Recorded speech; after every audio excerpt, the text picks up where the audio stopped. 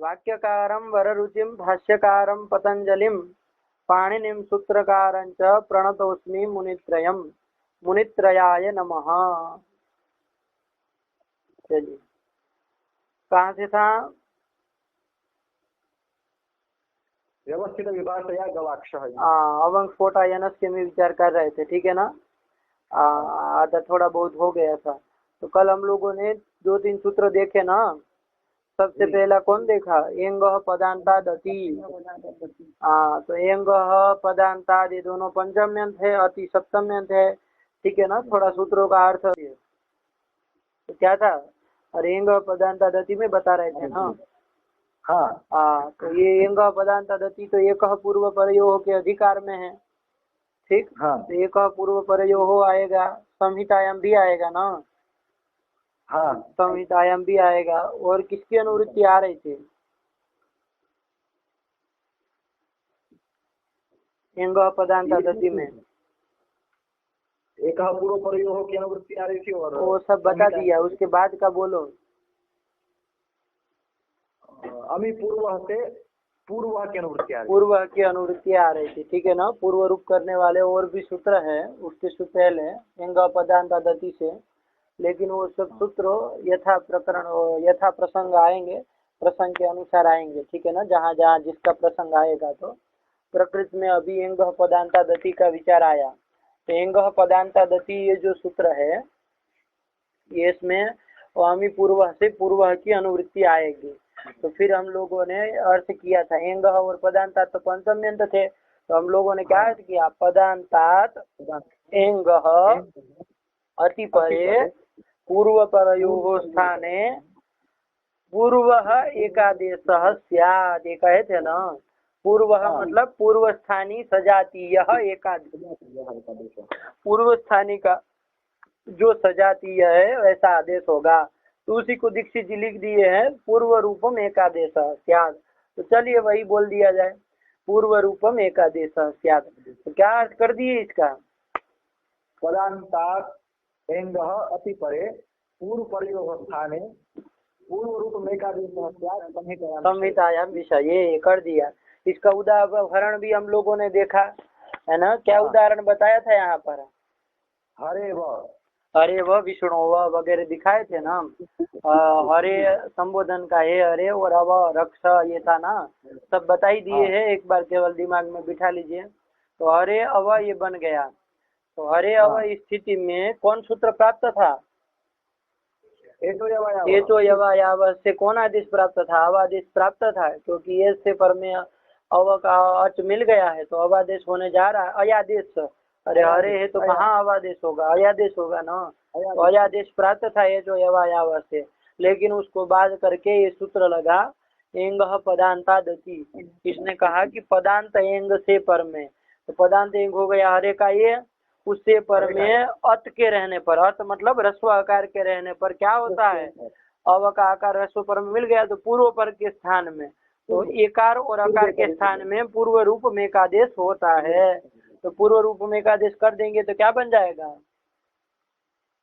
हरे व ये बन जाएगा ना। हरे व संहितायाम विषय, संहिता की महाराज जी विषयता हो, संहिता का विषय हो तभी होगा।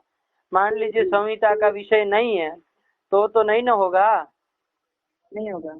हाँ तो ध्यान रखिएगा। मान लीजिए हरे अव अर्ध मात्रा अधिक काल व्यवधान होगा यदि, तो हरे अव यदि ऐसी किसी की विवक्षा हो, संहिता की विवक्षा न हो, तो उस पक्ष में तो नहीं लगेगा ना एंग पदांतादति, नहीं लगेगा। हाँ तो चलिए ध्यान में रखिएगा एंग पदांत, ठीक है ना। तो संहिता की विवक्षा है तभी का उदाहरण है हरे व। तो ये हरे व कर दिया, ठीक। उसके बाद कौन आया? विष्णु व, ये भी दूसरा उदाहरण दिया है। विष्णु अव ये कर दिया।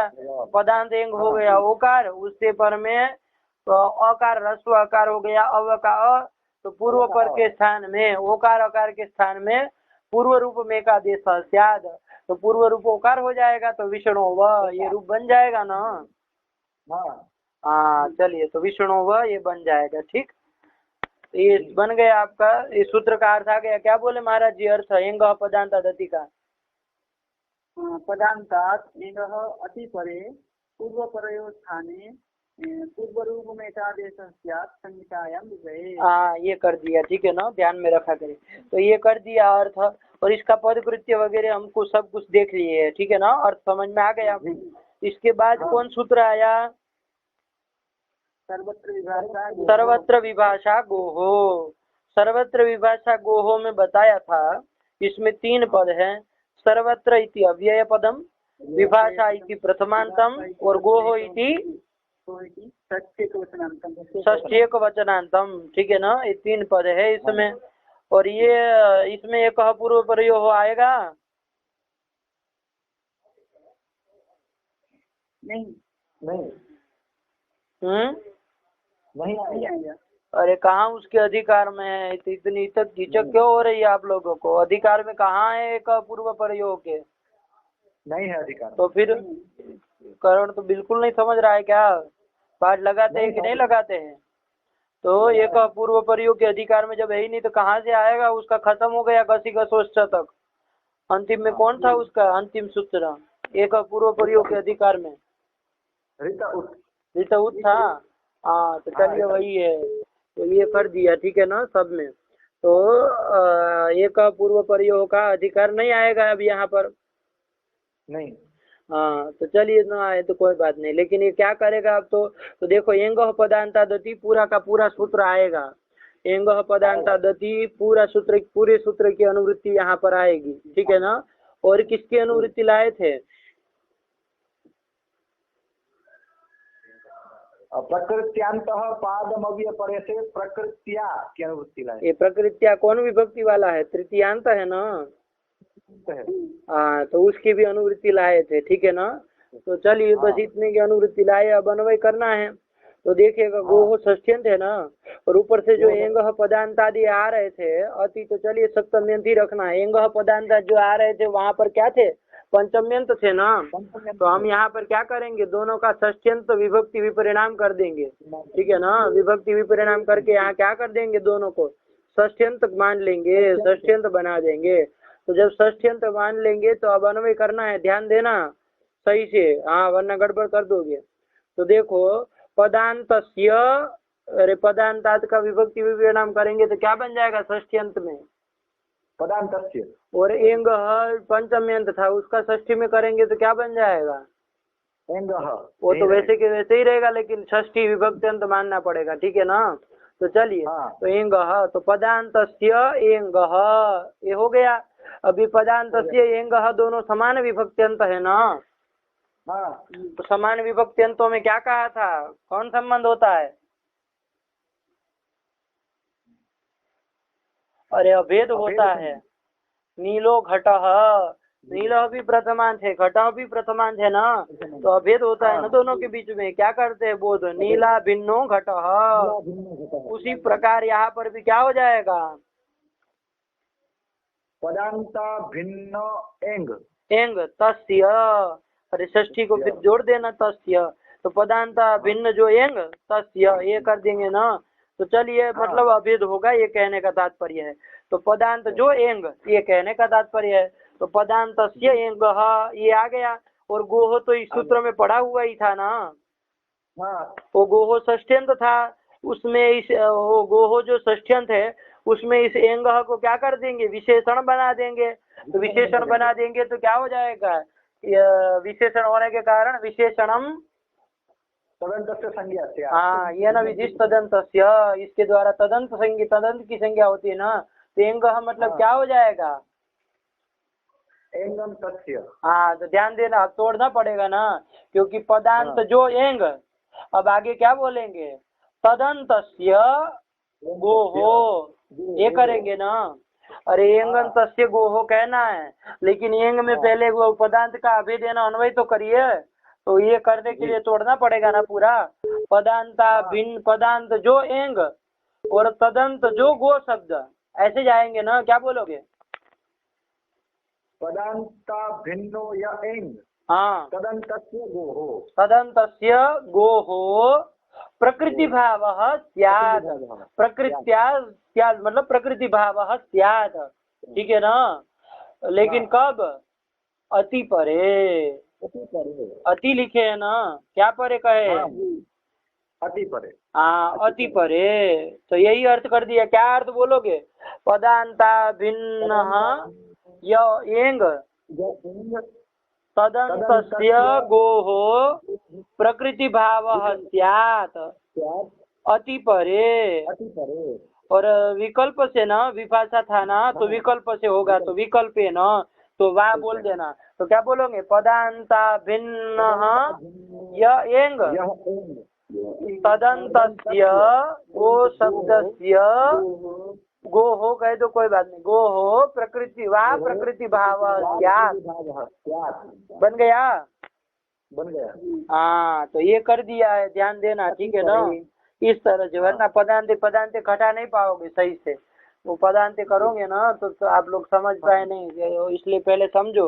वो फलितार्थ कथन के रूप में ठीक है, दीक्षित जी लिख दिए हैं, लेकिन अन्वय कैसे करेंगे, सूत्र का सूत्रार्थ कैसे होगा, ये तो देखना पड़ेगा ना व्यवस्थित रूप से, तभी तो जाके घटा पाएंगे। तो क्या बन गया? बोलो करण। पदांता भिन्नो य एंग हाँ, तदंतस्य गोः वा प्रकृति भाव स्यात् अति परे। अति परे।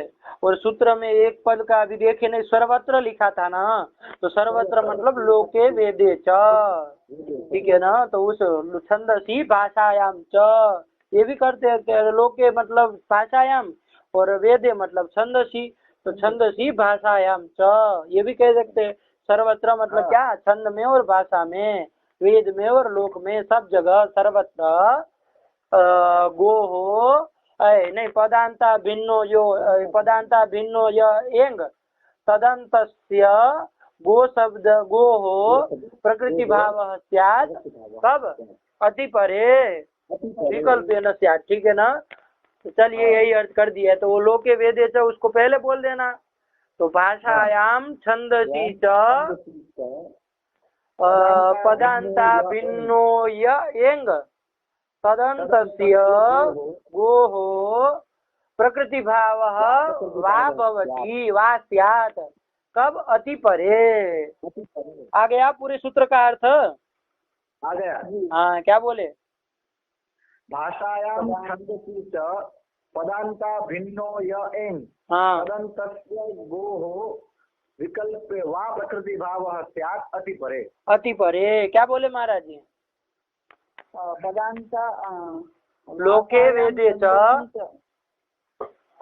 लोके वेदे च पदांता भिन्न यः एंग तदंतस्य गो प्रकृति भाव वा स्यात् अति परे। हाँ, आया कि नहीं आया? आया। हाँ, चलिए। तो इसी तरह से ध्यान में रखो, और इस तरह से जो हम लोग करते हैं ना, तो उसको लिख लिया करो अपने नोट में कि भाई इस तरह से हमने अन्वय करके इस तरह का अर्थ लिखा था। वो तो आपको सिद्धांत कौमुदी तो याद कर ही रहे हैं, तो वो तो हो ही जाएगा, लेकिन इस सबको भी याद रखिए कि कैसे कैसे अन्वय किया, क्या अर्थ किया। तो चलिए ये बन गया। क्या बोला? एक बार बोल दो। भाषायाम छंदसी च पदांता भिन्नो य एंग तदंतस्य गोः प्रकृति भाव वा स्यात् अति परे। अति परे। जैसे उदाहरण देखा जाए, ठीक है ना। तो उदाहरण के लिए उन्होंने कहा गवाम अगरम, वो ये बनाएंगे गवाम अगरम, ये करेंगे मतलब षष्ठी तत्पुरुष समास करेंगे। गवाम ये षष्ठ्यंत पद है ना, अगरम में प्रथमांत है। गवाम अगरम, तो गो आम अग्रसु कौन समास करेंगे? षष्ठी समास हो जाएगा ना, षष्ठी तत्पुरुष समास। तो वही षष्ठी तत्पुरुष समास कर दिया कि गाय का अग्रभाग। अरे गवाम अग्रम मतलब क्या? गाय का अग्रभाग। हाँ, तो वही गवाम अग्रम, तो गोआम अग्रसु ये कर दिए, समाज कर दीजिए, प्रातिपदिक संज्ञा सुपलुक कर दीजिए, क्या बचा? गो अग्र। गो अग्र, ये बन गया। अब यहाँ पर देखो कौन सूत्र प्राप्त था? सूत्र प्राप्त था। उसको बाध करके क्या हो जाएगा? एंग पदांतादति से पूर्व रूप होने जा रहा था। एंग पदांतादति से, ठीक है ना। एंग पदांतादति से क्या होने जा रहा था? पर रूप, पूर्व रूप होने जा रहा था। क्यों? तो उसका अर्थ घटाओ पहले एंग पदांतादति का, क्योंकि पदांत एंग मिल गया यहाँ पर। हाँ, कौन? गो का वो, ये पदांत कैसे होगा? तो बताया था कल आपको, अंतर्वर्ती विभक्ति मान के प्रत्यय लक्षण मान करके वो पद हो जाएगा। तो प्रत्यय पद हो जाएगा तो पदांत वो यंग हो ही गया उकार। उससे पर में अत के रहने पर पूर्व पर के स्थान में क्या हो जाएगा? पूर्व रूप में का देश ज्ञात। ठीक है ना? तो पूर्व रूप में का देश होने जा रहा था, वो तो नित्य करता है ना, तो करने जा रहा था वो पूर्व रूप में का देश। लेकिन इसने रोका कि भाई भाई रुको रुको रुको, सर्वत्र विभाषा गुहो, कि लोक में चाहे वेद में पदांत एंग से पर में क्या हो? अरे पदांता भिन्न जो एंग और तदंत गो शब्द हो और उससे पर में अति हो, तो वो जो पद गो शब्द हुआ है उसको क्या हो जाएगा? प्रकृति भाव विकल्प से हो जाएगा। तो ध्यान दीजिएगा, ये किसका अपवाद सूत्र होगा? कुछ समझ में आ रहा है कि नहीं आ रहा है? एंग पदांत दति का। हाँ, अरे एंग पदांत दति तो लगने जा रहा था, वो तो पूर्व रूप कर देता नित्य से, लेकिन ये उसका भी अपवाद सूत्र आ गया क्योंकि विशेष हो गया ना। देखो, वो तो सामान्य पदांत एंग किसी का भी हो, चाहे हरे का हो चाहे विष्णु का हो, किसी का भी हो, उसके पर में अर्थ के रहने पर वो तो पूर्व रूप कर ही दे रहा था ना। उसी प्रकार गो का एंग आता तब भी कर देता, तो वो तो सब जगह कर रहा था।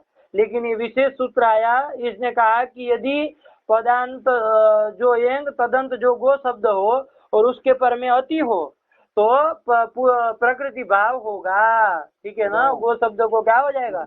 प्रकृति भाव हो जाएगा। तो ये विशेष सूत्र हो गया ना। हाँ, तो जहाँ जहाँ देखो ये लगेगा कौन एंग पदा, ये आपका पूर्व सर्वत्र विभाषा गो, वहाँ सब जगह उसकी प्राप्ति है कि नहीं? एंग पदांत दति की प्राप्ति है, क्योंकि वो तो किसी का भी एंग हो, उसे गो शब्द के था एंग के लेना देना नहीं। पदांत एंग किसी का भी हो, ये सर्वत्र विभाषा गो हो तो क्या है? वो तो केवल वो एंगंत गो शब्द होना चाहिए ना, पदांत एंगंत गो शब्द होना चाहिए, है कि नहीं? और उससे पर में अति हो तब जाके वो लगता है। तो विशेष तो उसकी एंग पदांता दति की अवश्य प्राप्ति थी ना, और एंग पदांता दति कर्तृक अवश्य प्राप्त हो। कह विधि आरभ्यते? सर्वत्र विभाषा गो हो इति विधि आरभ्यते। तो स तस्यापवाद, सर्वत्र विभाषा गो हो, ये किसका अपवाद हो जाएगा? एंग पदांता दति का अपवाद हो जाएगा। आया कि नहीं आया? ध्यान में रखना। वरना वो पूर्व रूप तो नित्य करने जा रहा था, लेकिन इसने रोक दिया कि रुको रुको भाई, विकल्प से क्या होगा? प्रकृति भाव होगा। तो प्रकृति भाव होगा तो क्या हो जाएगा? प्रकृति भाव मतलब क्या? तो बताए थे ना, स्वरूपेण अवस्थानम। क्या कहे थे? स्वरूपेण अवस्थानम, स्वरूपेण अवस्थान होगा, मतलब जैसा उसका रूप है वैसे ही वो रहेगा, उसमें कोई संधि इत्यादि कार्य नहीं होंगे। तो जब नहीं होंगे तो क्या स्थिति रहेगी? गो अगर, यही स्थिति रहेगी ना। इसका अर्थ भी घटा दो एक बार। क्या अर्थ करे सर्वत्र विभाषा गो होगा? एक बार बोलो, फिर घटाते हैं गो अग्रम में। गो अग्रम भाषायां छंदसि च पदांता भिन्नो य एंग तस्य गोः प्रकृति भावः वा स्यात् अति परे। हाँ, देखो, पदांता भिन्नो य एंग कौन हो गया यहाँ? पदांता भिन्न जो एंग, मतलब पदांत एंग कौन हो गया? गो का ओ हो गया ना, ओकार हो गया। ठीक। और तदंत जो गो शब्द, तो तदंत गो शब्द मिल गया, गो। हाँ, उससे पर में अति पर है, उससे पर में अति है कि नहीं है? तो अकार है, रस्व आकार पर में है, तो क्या हो जाएगा? वो जो गो शब्द है उसको प्रकृति भाव हो जाएगा, तो उसका स्वरूपेण अवस्थिति ही, स्वरूपेण अवस्थान होगा। तो ऐसे ही रहेगा, अब कोई संधि नहीं होगी। तो गो अग्र, आगे सु हम ले आना, समाधान समाज करने के बाद सु हम लाते हैं ना, तो वही सु हम कर देना नपुंसक में, तो गो अग्रम ये रूप बन जाएगा। ठीक है ना? अरे गवाम अग्रम ये करेंगे तो बराबर क्या बनेगा? गो अग्रम ये रूप बनेगा। ठीक है ना? जैसे राज्य पुरुष बराबर राज पुरुष ये करते हैं ना समाज करने के बाद, उसी तरह यहाँ पर गवाम अग्रम इति क्या बन जाएगा? गो अग्रम। हाँ, ये हो जाएगा। ठीक है ना? ये रूप हो गया, तो समस्त रूप हो गया गो अग्रम। चलिए, प्रकृति भाव हो जाने के कारण अलग अलग है, तो घबराना मत कि अरे ऐसा कैसे समझ करो। चलिए, आया ना समझ में? आया। हाँ, तो ये विकल्प से करता है। ठीक है ना? तो उसको एंग अपदांत दति से जो पूर्व रूप था उसको बात करके इसने कर दिया विकल्प से प्रकृति भाव। लेकिन जिस पक्ष में प्रकृति भाव नहीं होगा उस पक्ष में तो एंग अपदांत दति अब लगेगा ना, लगेगा, क्योंकि पदांत एंग तो है ही, गो का वो और उसे पर में अति भी है, तो पूर्व पर के स्थान में क्या हो जाएगा, पूर्व रूप में का देश हो जाएगा। तो ओकार और अकार के स्थान में क्या हो जाएगा, ओकार हो जाएगा। तो क्या रूप बन जाएगा, गोग्रम। गोग्रम। तो दो रूप बन गए, ठीक है ना। प्रकृति भाव पक्ष में क्या बनेगा, गो अग्रम, और तद भाव पक्ष में क्या बन जाएगा, गोग्रम। ये रूप बन गए। आया कि नहीं आया? आया। हाँ चलिए। और इसके भी पदकृत्य हम लोगों ने देख ही लिए हैं, तो वो सब अब नहीं दिखाऊंगा, आप अपने से अब कर सकते हैं, देख लेंगे ना अपने से। लेकिन और से इसी तरह घटाओगे तो सरल होगा आप लोगों को घटाने में भी, वरना उसमें पदांत कौन पदांत होना चाहिए कौन नहीं होना चाहिए कुछ समझ ही नहीं पाएंगे। तो चलिए, तो ये कर दी। इसके बाद कौन सूत्र हम लोगों ने देखा, अवंग स्फोटायनस्य, ये सूत्र आया। इसमें दो पद है बताए थे, याद तो हो ही गया था, थोड़ा बहुत तो देख ही लिए थे। तो अवंग इति प्रथमैक वचनान्तम स्फोटायनस्य इति षष्ठेक वचनान्तम। तो स्फोटायन नाम के कोई ऋषि है, तो स्फोटायनस्य मते अवंग स्यात्। किसको अवंग स्यात्, तो सब अनुवृत्ति आएगी ना। तो अनुवृत्ति बताए थे, किसकी किसकी अनुवृत्ति कहे थे, एंग पदांतादति से एंग और पदांतात की आएगी।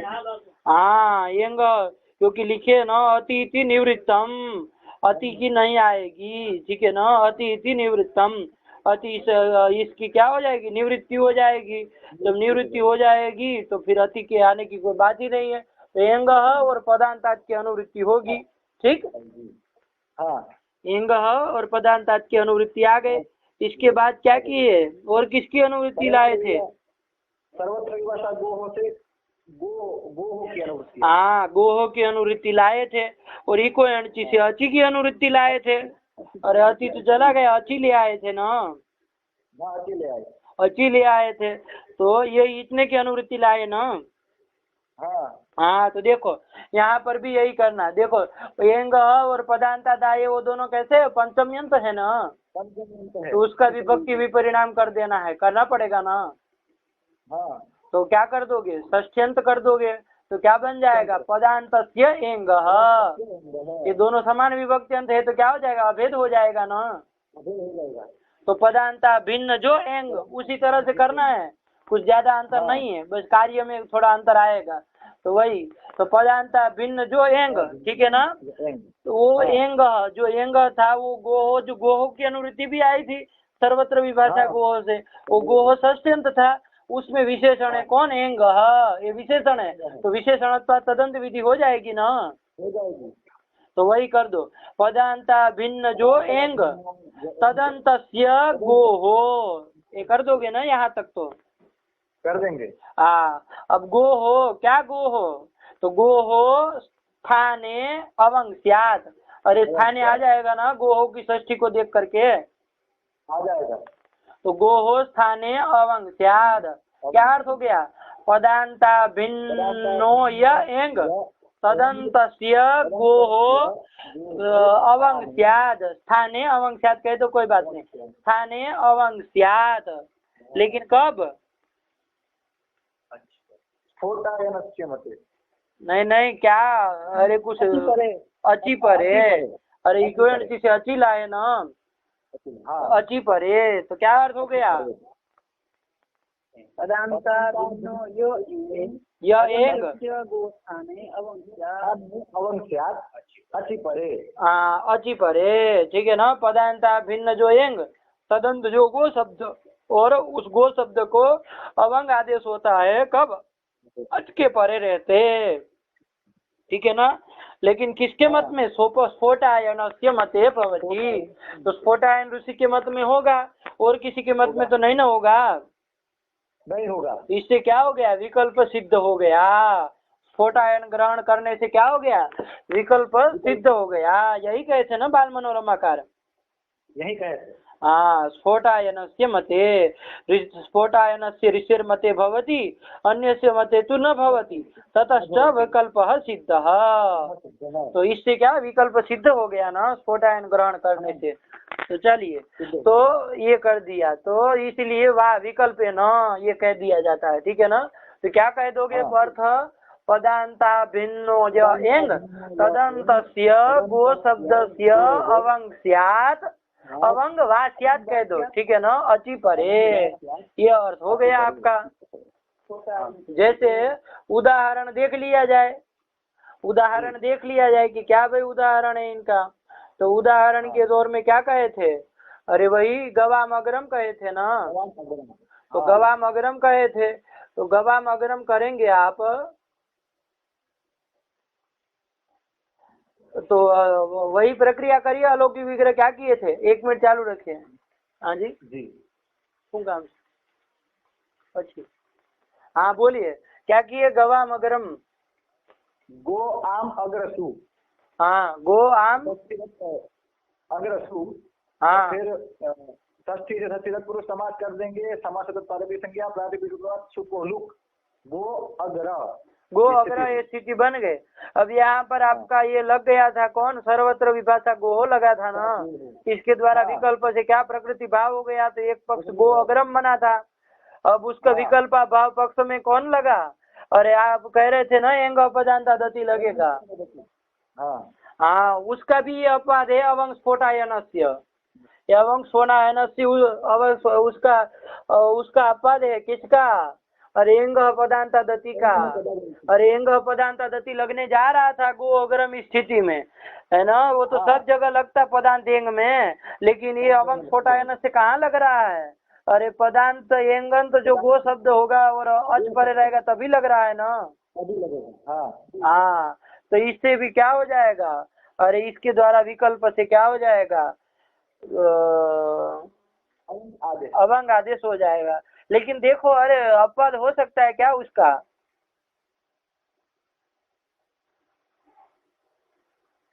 अपवाद होगा क्या,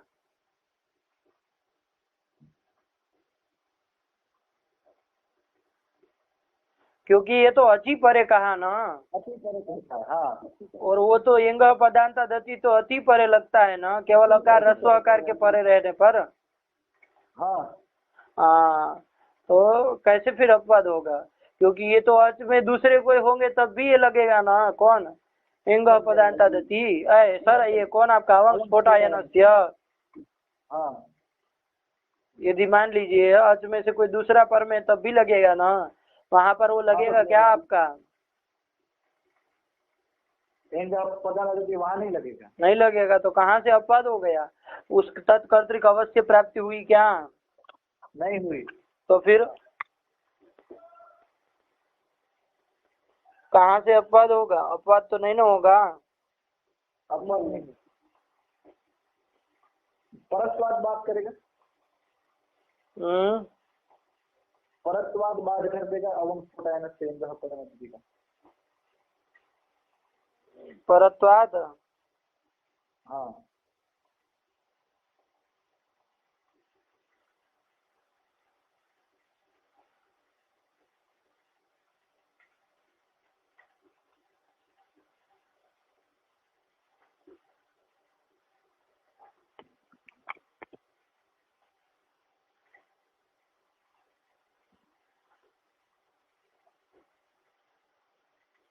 परत्वाद बात करेगा, परत्वाद पर वाला है ना ये, ये अवंग स्फोटायनस्य पर वाला, अष्टाध्यायी क्रम से देखना, ऐसे में सिद्धांत कौमुदी क्रम मत देखो, एंगः पदांता दति का क्रमांक है 6-1-109, और अवंग स्फोटायनस्य क्रमांक है 6-1-130, तो अष्टाध्यायी क्रमांक से ही पर वाला है। अच्छा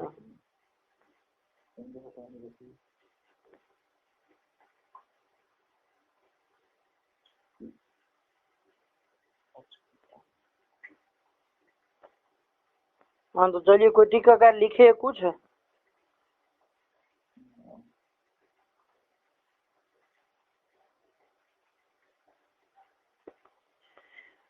कोई टीकाकार लिखे हैं अवंग स्फोटायनस्य में कुछ,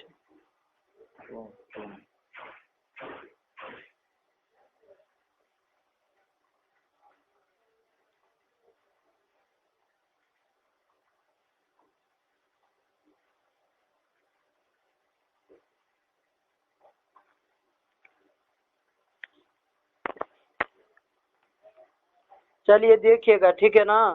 अरे बात हाँ। देखिएगा, वरना परत्व तो है ही, कोई समस्या नहीं है। तो चलिए, तो ये लग जाएगा ना।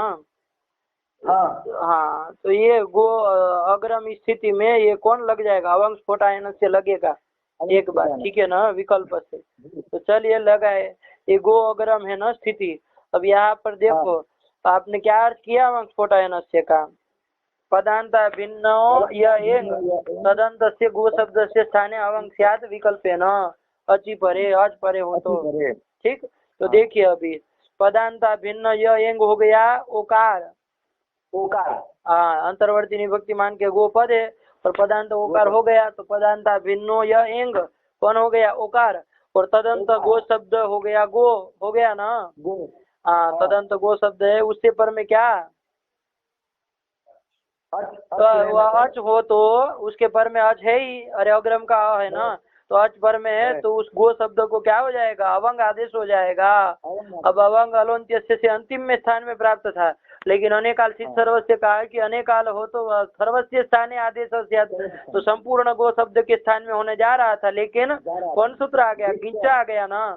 उसने कहा कि नहीं भाई, अंतिम के स्थान में ही होगा, गिद आदेश भले अनेकाल रहे लेकिन वो अंतिम के स्थान में ही होगा। तो अंतिम के स्थान में होगा तो किसको होगा, ओकार को होगा। ओकार को होगा, गो के अंतिम जो ओकार है उसको होगा।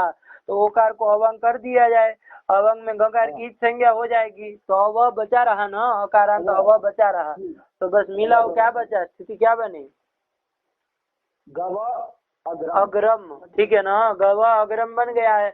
अब यहाँ अकस्मणी दीर्घ लगा दो तो क्या बन जाएगा, गवाग्रम, ये रूप बन गया ना।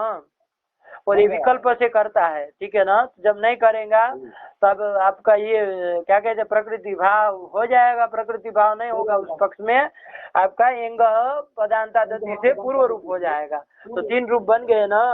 सबसे पहले देखिए अवंग वाले पक्ष में क्या बना, गवाग्रम, वो नहीं किया, प्रकृति भाव किया उस पक्ष में गो अग्रम है, गो अग्रम अलग अलग करो, अरे प्रकृति भाव किया तो कोई संधि नहीं ना होगी, तो गो अग्रम ये बन गया। और प्रकृति भाव पक्ष में क्या बनेगा, बहुयंग पदांत दति से पूर्व रूप करके गोग्रम, 3 रूप बन गए, ध्यान में रखना, गवाग्रम, गो अग्रम, गोग्रम, ये 3 रूप बन गए। बने कि नहीं बने, बने। हाँ चलिए, तो यही अर्थ कर दिया, और ये विकल्प से करता है तो सब आई गया, ठीक। हाँ, अब बात ये थी कि भाई ये विकल्प से इसमें प्रश्न था ना, विकल्प से कैसे हुआ, तो बाल मनोरमाकार क्या बताए है, स्फोटायन ऋषिर मते भवति अन्यस्य मते न भवति ततश्च विकल्प सिद्ध, इससे विकल्प की सिद्धि हो गई, ये कहे ना। तो इसके पूर्व सूत्र कौन है, अवंग स्फोटायन से का अष्टाध्यायी में पूर्व वाला सूत्र, सर्वत्र विभाषा गो हो, तो वहाँ विभाषा पड़ा हुआ है ना।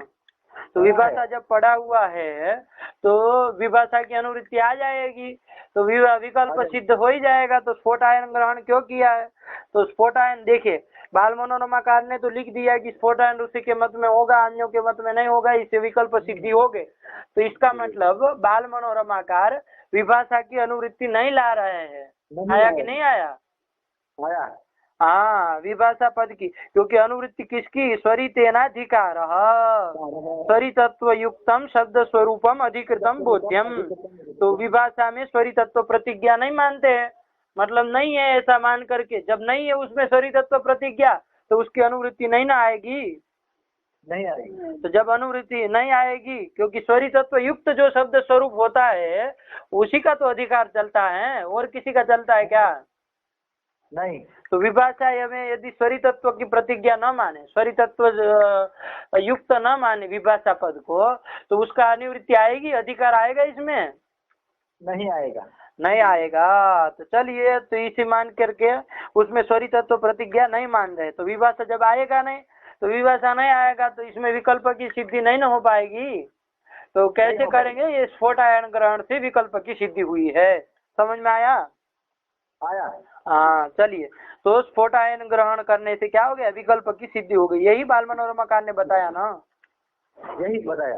हाँ, तो उसके अनुसार समझो, बाकी टीकाकार लिखे होंगे तत्वबोधि निकाय कुछ लिख दिए कि भाई विभाषा क्या लिखे है वो कि विभाषा से अनुवृत्ति से विकल्प सिद्ध हो ही जाएगा। तो स्फोटायन ग्रहण क्यों किया गया? तो पूजार्थम संन्यास्ते आचार्याः येषां मतम इदम व्याकरण है, अस्मिन व्याकरणे इदम व्याकरणे नहीं होता, गधे समान विभक्ति अंत होता है। अस्मिन व्याकरणे और धन्यमिदम व्याकरणम यत्र आचार्याणाम मतम, ठीक है ना। तो इस तरह से ग्रंथ की और आचार्य की ऋषि की दोनों की पूजार्थम ग्रहण किया गया। ऐसा तत्वबोधि निकार का है, लेकिन बाल मनोरमाकार भी अपने उनका ध्यान में रखना। स्फोटायन ग्रहणम विकल्पार्थम, ठीक है ना। तो विभाषा ऊपर था, तो वो विभाषा में थोड़ी तत्व प्रतिज्ञा नहीं है। समझ में आया कि नहीं आया? चलिए यही कर दिए। तो ये अवंग स्फोटायनस्य का प्रकरण हो गया, ठीक। उदाहरण भी देख लिया, गवाग्रम और पदांत क्यों कहा? तो गवि इत्यादि में लग जाता ना। अरे गवि सप्तमी का है, गो अग्रेही है, तो उसमें भी लग जाता, क्योंकि पदांत नहीं रखेंगे। अभी हम लोग जो अर्थ बोले बस उसमें पदांत मत बोलना, तो पदांता भिन्न ये नहीं बोलेंगे ना, सीधे क्या कहेंगे? बोलो अर्थ।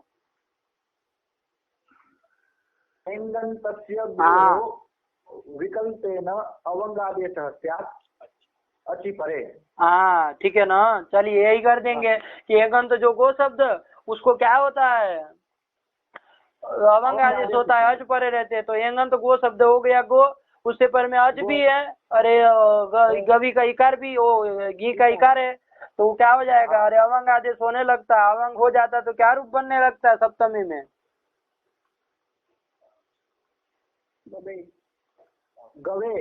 गवे बन जाता ना। अरे अवंग हो जाता तो गव आगे ही था, फिर गुण कर देते तो गवे बन जाता ना। तो चलिए, तो ये आपत्ति आती, इसलिए हमने क्या रखा? पदांत रखा है। तो पदांत रखने से क्या हो गया? तो पदांता भिन्न एंग और तदंत गो शब्द होना चाहिए। तो यहाँ जो एंग है गो में, वो पदांता भिन्न एंग है, पदांत एंग है क्या? पदांत एंग नहीं है। तो पदांत एंग नहीं मिला, पर में भले अच रहे लेकिन पदांत एंग नहीं मिला ना। तदंत गो शब्द होने की कोई बात ही नहीं है, तो इसलिए यहाँ अवंग नहीं होगा। तो क्या हो जाएगा? गो ई स्थिति में अवादेश हो जाएगा। एंग पदांत आदति नहीं लगेगा? नहीं, क्यों? वो तो रस्व आकार पद में हो तभी लगता। हाँ, तो यहाँ क्या दीर्घ आकार है क्या? नहीं, यहाँ पर हाँ इकार पर में। चलिए, तो बोले इसलिए ऐसा लगा कि रस्व आकार पर रहते करता है वो, तो लगा कि दीर्घ है शायद, ऐसे मान के कह रहे हो क्या? तो इसलिए पूछा, कोई बात नहीं। चलिए, इकार पर में है ही नहीं अकार पर में, तो इसलिए नहीं लगेगा। तो क्या हो जाएगा? ये चो यावा लगेगा, उसके द्वारा अवादेश हो जाएगा। तो गव ई कभी मिला देना है बस, ठीक है ना। ये भी बताया था अवंग और अव में क्या अंतर है? अवंग करेंगे तो अव अकारांत रहेगा, और अवादेश करेंगे तो अव वकारांत रहेगा। तो यही अंतर है दोनों में, तो इसीलिए रूपों में भी अंतर आ जाता है। तो चलिए, ये 3 सूत्र हम लोगों ने कर लिए। आया पदांते किम गवी। अब आइए, एक आपका क्या है रूप है, बता रहा हूँ। गवाक्ष क्या है? गवाक्ष कैसे बना है जरा बताइए। गवाक्ष गवाम अक्षी, क्या कर देंगे? गवाम अक्षी बन जाएगा ना। हाँ, गवाम अक्षी ही। अरे विसर्ग करेंगे कि नहीं करेंगे? अक्षी ही है ना। क्या रूप बनेंगे? हाँ, गवाम अलौकिक विग्रह क्या बोले? गवाम अक्षी ही। ये कर दिया। अलौकिक विग्रह क्या होगा? बोलो। गो आम अक्षिन सु। हाँ, अक्षिन है क्या शब्द? अक्षिन शब्द है क्या? नाम तो है क्या? अक्षना बनता है। हाँ, अक्षिण शब्द है। अक्षिन शब्द है। अक्षिणी बनता है। चलिए फिर अक्षिण अक्षिणी है ना। चलिए, तो वही तो रहेगा ई का। हाँ चलिए, अक्षी। अरे नहीं ना, अरे ध्यान से देख के बोलिए, ऐसे मत बोलिए। अरे अक्षी इकारांत है क्या? कैसा शब्द है? अक्षीण शब्द है। कैसे जाने?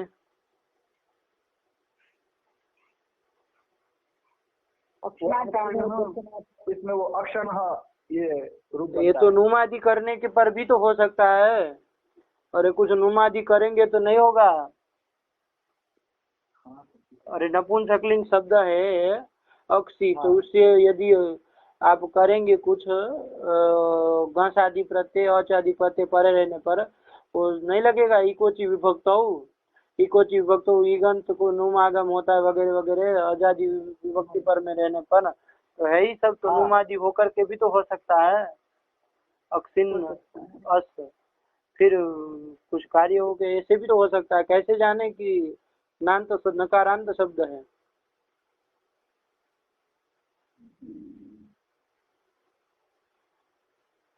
तो अक्षी शब्द है। हैं? अक्षी शब्द है, नपुंसकलिंग में है। अक्षी, अक्षिणी, अक्षिणी। तो कैसा है? ह्रस्व इकारांत है कि नकारांत है? ह्रस्व इकार है। तो फिर कैसे नान्त नान्त बोल रहे थे? नकारांत है। थोड़ा ध्यान दे के बोला करो, ऐसे ही मत बोलो, सोच समझ के बोलो। व्याकरण विद्यार्थी होके ऐसे अंड बंड नहीं बोला जाता है कि जो भी शब्द जो मन में आया तो बोल दिया। चलिए, तो इकारांत शब्द है ना, तो अक्षी शु करेंगे, क्या करोगे? अलौकिक विग्रह बोलो, गवाम अक्षी ही। अक्षिसु। क्या करोगे? गो आम अक्षिसु। ये कर दोगे, गो आम अक्षिसु। देखो, गवाम अक्षी ही मतलब क्या? गवाम, गो शब्द के बहुत सारे अर्थ है, आप लोगों को बताया था ना। अरे गो पद की शक्ति बहुत है, तो गाय में भी है, बैल में भी है, वो क्या कहते हैं, अरे जला में भी है, इसी तरह किरण में भी है। क्या है? किरण में भी है। सूर्य के जो किरण होते हैं ना, तो किरण में भी है। गो मतलब वो किरण भी होता है। तो गवाम मतलब क्या हो जाएगा? किरणा नाम। अरे गवाम बराबर क्या हो जाएगा? किरणा नाम अक्षि ही। अब देखो, अक्षि ही, अब किरणों की क्या अक्षि होती है? चक्षु थोड़ी ना होती है। अक्षि शब्द यहाँ लक्षण या रंध्र परक है। रंध्र समझते हैं? छिद्र एक वो होता है ना, छोटा सा बना दिया जाता है घर में, जहाँ से वो किरण, सूर्य के किरण प्रविष्ट होते हैं, जिसको हम लोग खिड़की कहते हैं आधुनिक भाषा में, है कि नहीं? तो वही तो अक्षी शब्द यहाँ चक्षु परक नहीं है ना, चक्षु इंद्रिय परक नहीं है, अपितु क्या है? लक्षण या रंध्रादि परक है। ठीक है ना? तो किरणा नाम अक्षि ही, ये कर दोगे। क्या कर दोगे? किरणा नाम अक्षि ही। तो किरणों के लिए जो रंध्र होता है ना, उसी को कहते हैं गवाक्ष। वातायन खिड़की, गवाक्ष मतलब क्या होता है? खिड़की, वातायनम। तो चलिए यही है। तो क्या लौकिक विग्रह, लौकिक विग्रह क्या कर दिया? गवाम अक्षि ही, ये कर दिया। अलौकिक विग्रह गो आम अक्षिसु कर दिया, समास कर दिया, षष्ठी तत्पुरुष समास, प्रातिपदिक संज्ञा सुपलुक कर दिया। क्या बचा? गो अक्षी। गो अक्षी, ये बन गया ना, गो अक्षी स्थिति बन गए। अब यहाँ पर देखो, गो अक्षी, यहाँ कौन सूत्र लगेगा?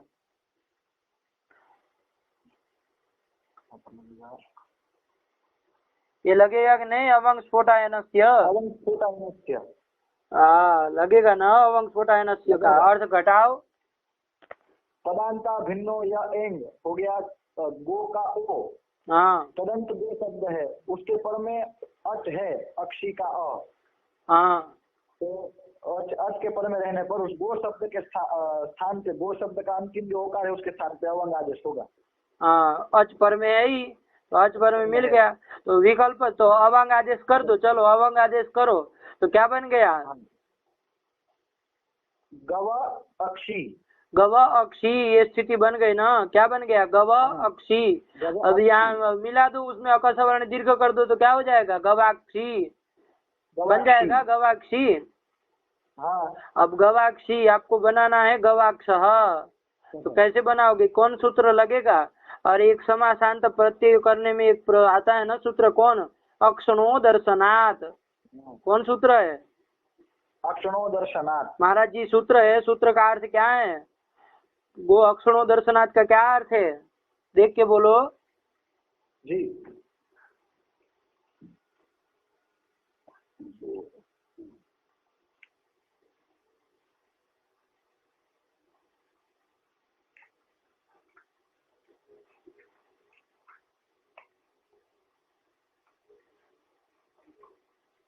अक्षणो दर्शनात् हाँ अचक्षु पर्यायाद अक्षणो स्यात् समासान्तः।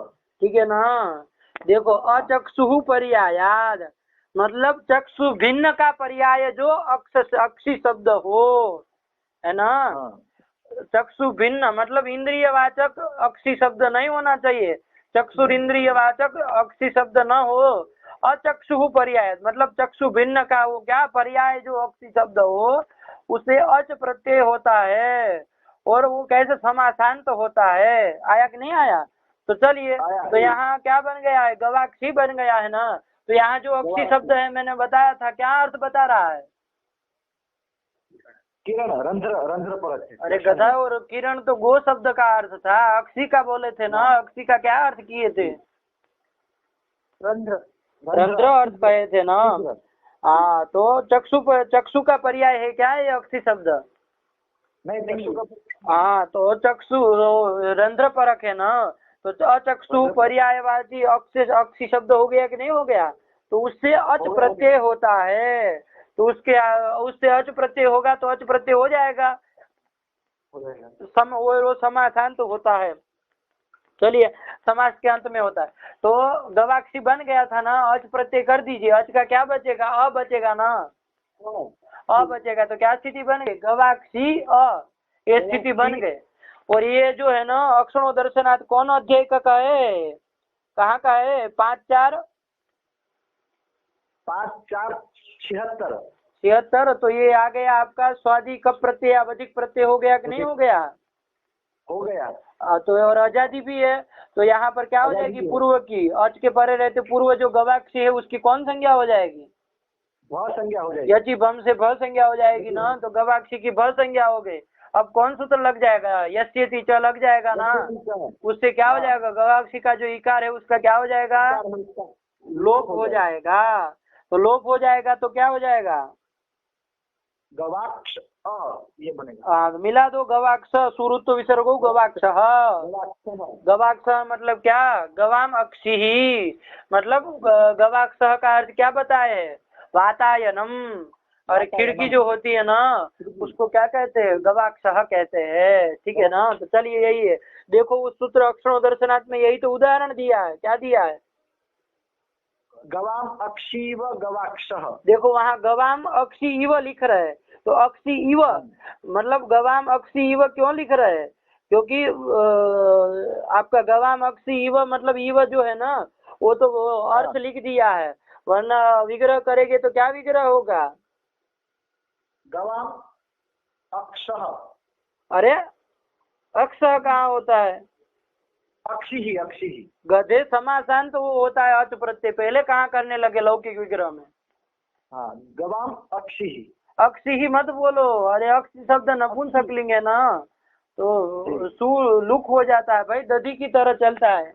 क्या तुम अक्षी अक्षी कर रहे? अक्षी गवाम अक्षी क्या बोलोगे? गवाम अक्षी, गवाम अक्षी ये सही बोलो। ठीक है ना। सु का तो वो समो न वो लुक हो जाता है ना, जैसे दधी चलता है उसी तरह अक्षी चलेगा। तो गवाम अक्षी ये हो जाएगा। अक्षी का अर्थ क्या है? तो अक्षी सदृश। अरे अक्षी शब्द अक्षी सदृश में लक्षण या बोध करा रहा है, बताया तो सही। अरे रंध्र परक है अक्षी के सदृश, तो अक्षी में रंध्र होता है ना। अरे यहाँ पर रंध्र कहते हैं ना, ये भी एक 9 छिद्रों में आग को गिनते हैं कि नहीं महाराज जी? गिनते हैं। हाँ, तो फिर तो वही अक्षी व मतलब रंध्र। अक्षी का अर्थ क्या है? रंध्र है। तो वो अक्षी का लक्षण या रंध्र अर्थ कर दिया है। तो वो अक्षी का वो पर्याय वो लिख रहे अर्थ अक्षी व अक्षी इव ऐसे लिख रहे। ठीक है ना। आप लोग अक्षी ही समझिए। गवाम अक्षी यही लौकिक विग्रह हुआ। अक्षी का अर्थ क्या है? तो अक्षी सदृश जो रंध्र है उसी का वो अर्थ है। तो बताना चाह रहे कि यहाँ चक्षुवाचक अक्षी शब्द नहीं है, इसको बताने के लिए अक्षी इव लिख रहा है। ठीक है ना। क्योंकि चक्षुवाचक होता तब तो अक्षणो दर्शनात् नहीं लगता ना, नहीं लगता। अक्षणो अदर्शनात् पंचमी में है। अक्षण अदर्शनात्, अदर्शनात् अक्षण अच स्यात् मतलब अदर्शन मतलब इंद्रिय वाचक जो अदर्शन कहा ना, दर्शन मतलब तो इंद्रिय वाचक हो जाएगा। लेकिन अदर्शनात् अक्षण मतलब इंद्रिय वाचक जो अक्ष शब्द हो उससे नहीं, इंद्रिय वाचक न हो ऐसा जो अक्षी शब्द होगा उससे अच प्रत्यय होता है समासांत।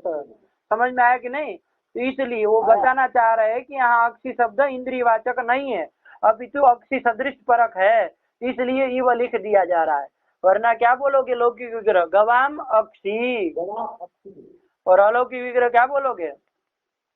गो आम अक्षिसु। हाँ, वहाँ तो बोलोगे ना अलौकिक विग्रह, सु का लुक हो गया, सु तो अलौकिक विग्रह में आएगा सु। चलिए, तो बाकी की प्रक्रिया आप लोगों को बता दी है। समास प्रातिपदिक संज्ञा सुपलुक गो अक्षी बजा। अब यहाँ पर क्या कर दिए, और अवंग स्फोटायनस्य लगा ना, अवंग स्फोटायनस्य के द्वारा क्या हो जाएगा, अवंग हो जाएगा, क्योंकि पदांता भिन्न एंग कौन हो गया कारण, गो का ओ, वो तदंत जो गो शब्द कौन गो, उससे पर में अच रहने पर क्या होता है, उस गो शब्द को अवंग होता है, और गिच के कारण अंतिम को होगा, तो गो के ओकार को हो जाएगा अवंग, तो गव अक्षी ये बन गया, अकस्वर्ण दीर्घ गवाक्षी बन गया, और बाद में अक्षरों दर्शनार्थ से समासांत तो क्या कर दीजिए, अच प्रत्यय कर दीजिए, और अच प्रत्यय को मान करके भ संज्ञा और यशेति चसे इकार का लोप, तो क्या गवाक्ष सुरुत्व विसर्गो गवाक्ष, ये बन गया कि नहीं बन गया? बन गया। हाँ, और ये विकल्प देखो, गो अक्षी स्थिति में आपने अवंग आदेश किया, अवंग स्फोटायनस्य से, ये तो विकल्प से करता है ना, स्फोटायन दूसरे मते भवती, तो विकल्प है ना भवती, विकल्प सिद्ध सब बता दिए, तो विकल्प से करता है ना। हाँ, तो विकल्प से करता है तो एक पक्ष में नहीं भी होगा ना, तो नहीं होगा उस पक्ष में, वो बाकी सूत्र लगने लगेंगे ना सब, एंग पदांत आदति वगैरह वगैरह। हाँ, लगने लगेंगे। तो यहाँ पर तो मतलब दो दो रूप बनेंगे ना, लेकिन गवाक्षः ही बनता है। क्या बनता है? गवाक्षः, यही रूप बनता है, कोई पूर्व रूप नहीं होता है इसमें। आया कि नहीं? हाँ, तो फिर कैसे? अवंग स्फोटायन से तो विकल्प से कर रहा है, तो देखो क्या लिखा, व्यवस्थित विभाषया गवाक्षः, व्यवस्थित विभाषा है, ठीक है ना। व्यवस्थित विभाषा किसको कहते हैं उसको हम समझेंगे, घबराइए मत। पहले व्यवस्थित शब्द कैसे बनता है उसको समझ लिया जाए। व्यवस्थित कैसे बनाएंगे व्यवस्थित शब्द?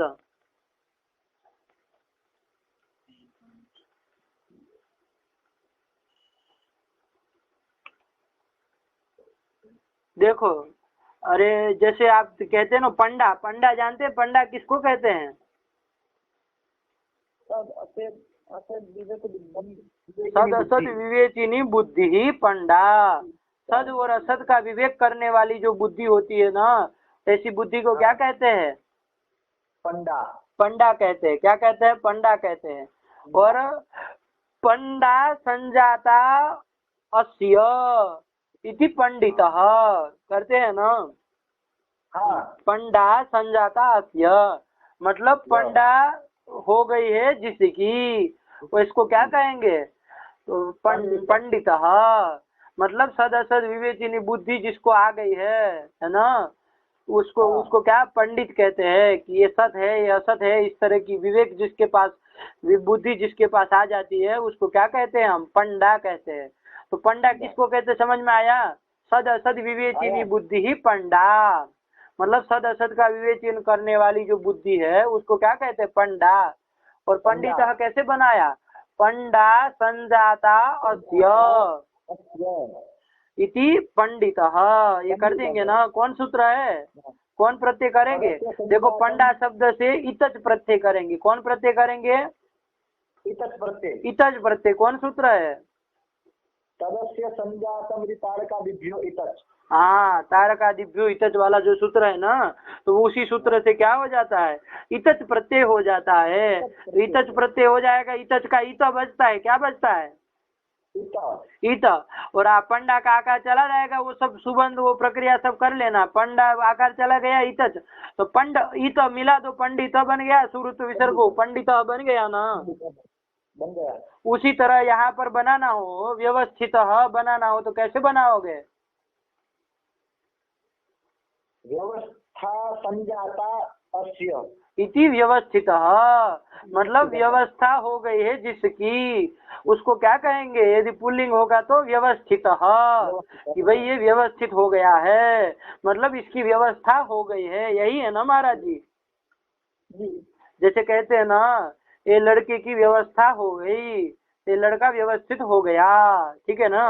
व्यवस्था संजाता अस्य इति व्यवस्थित पुल्लिंग में चलाएं। यदि स्त्रीलिंग में चलाएंगे तो क्या बनेगा, अरे टाप हो जाएगा और कुछ नहीं।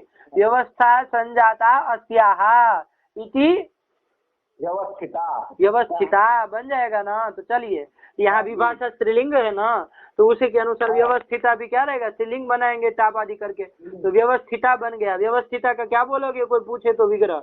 व्यवस्था संजाता अस्य, वही इतच प्रत्यय करके बनाया है, ठीक है ना।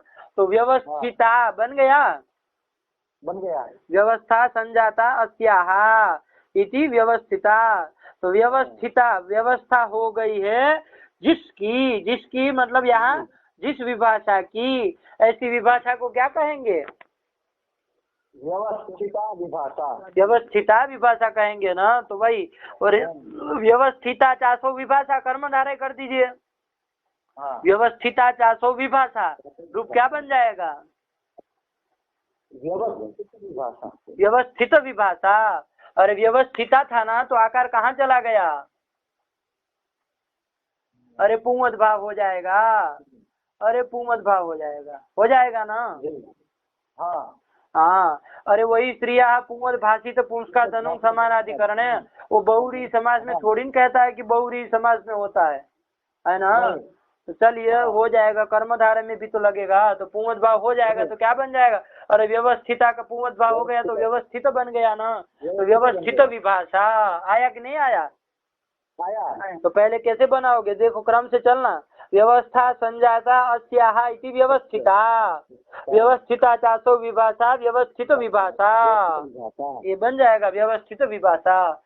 तो मतलब व्यवस्था हो गई है जिस विभाषा की, ऐसी विभाषा को क्या कहेंगे, व्यवस्थित विभाषा। और वो व्यवस्थित विभाषा यहाँ पर है। अब व्यवस्थित विभाषा मतलब क्या, व्यवस्था हो गई है जिस विभाषा की, क्या मतलब है। तो देखो बाल मनोरमा का लिख रहे कुछ व्यवस्थित विभाषा में, क्या लिखे, कहाँ लिखे है, हाँ ठीक, चलिए व्यवस्थित बस यही है, पढ़ो। क्वचित् भवति इत्यंश एव प्रवर्तते, क्वचित् तु न भवति इत्यंश एव, क्वचित् तु उभयम ओ म गलत छप गया, भ गलत छप गया, म पढ़ो। क्वचित् तु उभयम इत्येवं लक्ष्यानुसारेण व्यवस्थया प्रवृत्ता विभाषा व्यवस्थित विभाषा इति उच्यते, ठीक है ना। ये व्यवस्थित विभाषा, ठीक है ना। कि देखो लिख दिया, बहुत बढ़िया सरल भाषा में समझा दिया। देखो विभाषा, व्यवस्थित विभाषा, विभाषा मतलब सामान्य तो क्या होता है, हम लोग कहते हैं कि विकल्प से होता है, मतलब भवती और न भवती दोनों अंश होते हैं ना। लेकिन व्यवस्थित विभाषा में क्या होता है, तो उसके लिए देख ले, लिख रहा है क्वचिद भवती इति अंश एव प्रवर्तते, भवती यही अंश प्रवृत्त होता है। जहाँ व्यवस्थित विभाषा मानी जाती है ना, उसी के लिए ये व्यवस्था है, ध्यान देना। और ये व्यवस्थित विभाषा की बात चल रही है, वरना विभाषा में तो क्या होता है, जहाँ विकल्प आता है वहाँ कौन कौन अंश प्रवृत्त होता है, क्वचित भवति क्वचित न भवति, क्वचित नहीं होता है गधे, अरे क्वचित नहीं होता है। जहाँ वो लगता है वहाँ भवती और न भवती, क्वचित थोड़ी ना आता है। भवती न भवती ये दोनों अंश आते हैं ना, जहाँ विकल्प होता है वहाँ पर।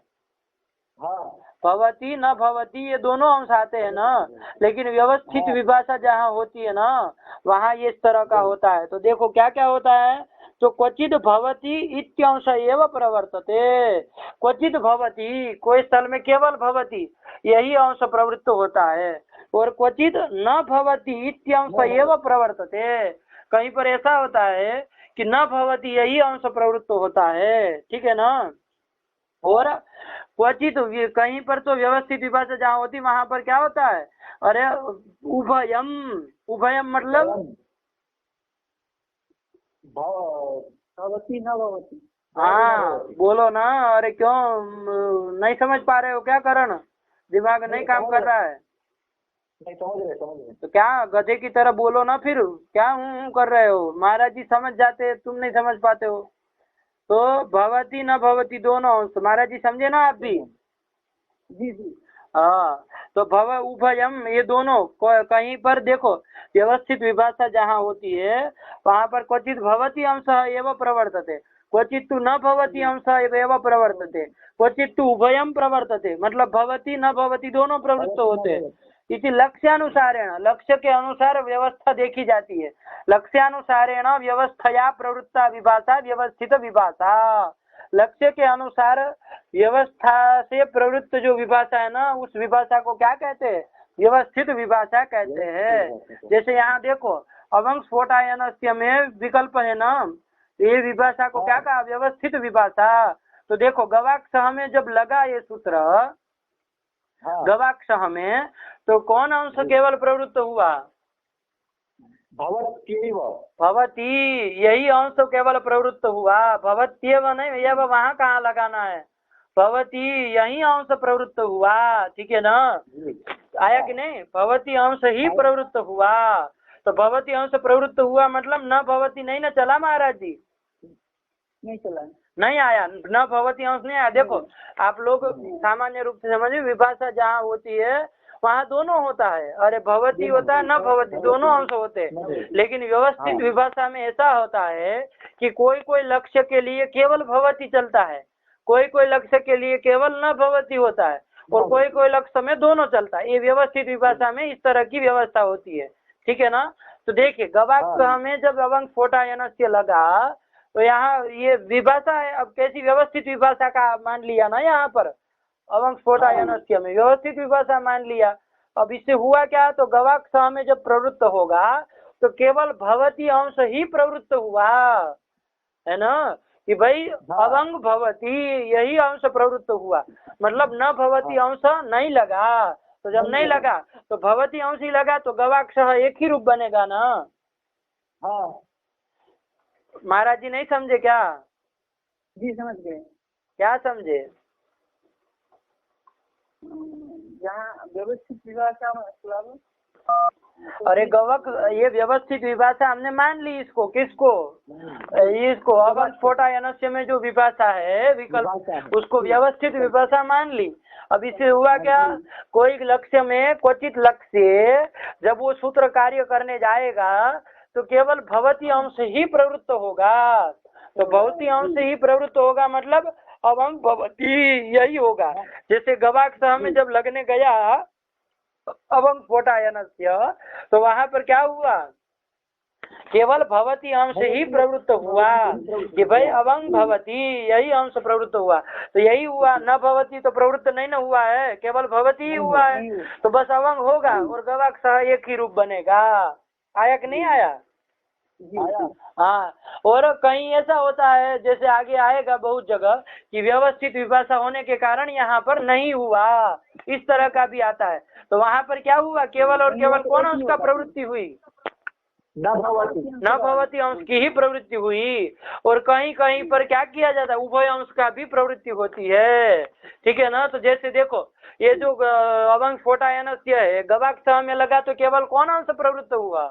भवती, यही अंश हुआ। लेकिन जब वो गवाग्रम में लगा तब, अरे गो अग्रम में लगा तब कौन लगा? तब कौन पक्ष तो कौन उपस्थित हुआ? भवती न भवती, उभय अंश प्रवृत्त हुआ ना। अवंग स्फोटायनस्य जब गवाग्रम में लगने गया गो अग्रम में, तो वहां पर भवती न भवती दोनों लगे, इसलिए वहां पर एक पक्ष में हुआ एक पक्ष में नहीं हुआ। नहीं हुआ उस पक्ष में प्रकृति भाव और वो सब हुए कौन? अरे इंग उपदान तदति से पूर्व रूप इत्यादि हुए। आया कि नहीं आया? आया। सामान्य रूप से विभाषा विकल्प जहाँ पर होता है ना, वहाँ पर यही होता है कि भवती न भवती दोनों अंश प्रवृत्त होते हैं। लेकिन कहीं पर लक्ष्य के अनुसार, लक्ष्य के अनुरोध से क्या मानना पड़ता है? व्यवस्थित विभाषा माननी पड़ती है, व्यवस्थित विभाषा का आश्रयण करना पड़ता है। तो व्यवस्थित विभाषा का आश्रयण करेंगे मतलब क्या? तो कोई लक्ष्य में तो सूत्र प्रवृत्त होगा तो केवल भवती अंश ही प्रवृत्त होगा, कहीं लक्ष्य में प्रवृत्त होगा तो न भवती अंश ही प्रवृत्त होगा, और कहीं कहीं तो भवती न भवती दोनों प्रवृत्त होंगे।